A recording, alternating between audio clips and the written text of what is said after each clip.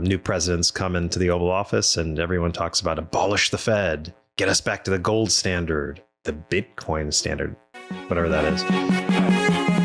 All right, welcome back to Dean's List educational segment, part 2. We are going to talk about central banks and the gold standard. We covered inflation in the last episode. If you haven't seen that one, go back and take a look. I hear a lot of talk from intelligent people about abolishing the Federal Reserve and returning us to the gold standard. What is this all about? Often the desires for sound money and controlled inflation. And I think we can all relate to that, right? It's something that we all desire because it helps us to feel more secure in our financial lives. Time for a history lesson about inflation, central banks, and the gold standard. What did inflation look like before central banks? Ancient economies used commodity money like gold, silver, and other precious metals. Good, right? But inflation was still a common occurrence. For example, if a large source of silver or gold was discovered, like the massive influx of silver from Spanish colonies in the Americas during the 16th century, I think, the sudden increase in money supply would lead to inflation.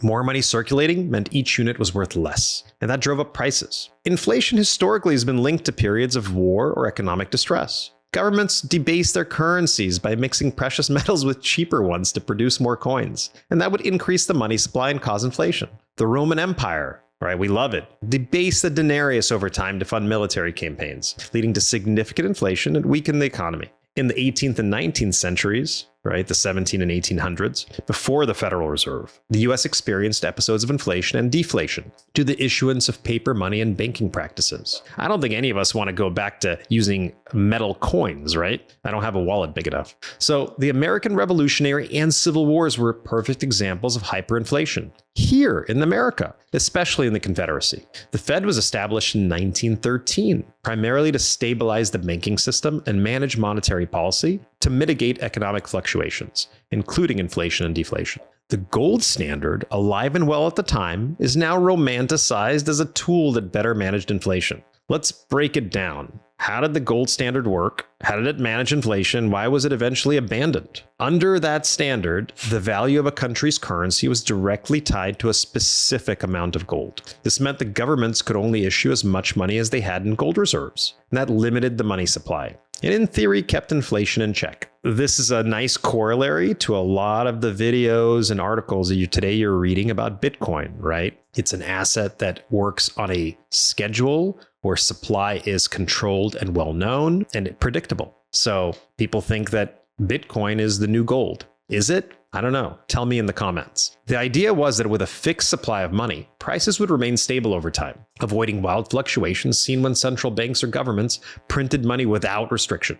So one of the biggest criticisms of the gold standard was its rigidity. The money supply was tied to an amount of gold a country held, and economic growth was constrained by the availability of gold. In times of rapid economic expansion or population growth, fixed money supply could lead to a deflation. While inflation was controlled, the gold standard often led to periods of deflation, which can be more harmful than inflation. It increases the real value of your debts. It makes it harder for you as a borrower to pay back what you owe, and potentially leads to economic stagnation and higher unemployment. Think Japan, right? Post-80s boom. And here, the Great Depression of the 1930s. These are prime examples of how the gold standard exacerbated economic downturns. Countries that remained on a gold standard longer were slower to recover from that Great Depression. Global economic turmoil of the Great Depression highlighted the weaknesses of that standard. Governments needed more flexibility to manage their economies during crises, and the gold standard's constraints made it difficult to stimulate growth. The US effectively ended that standard in 1933 when President Roosevelt took the country off of it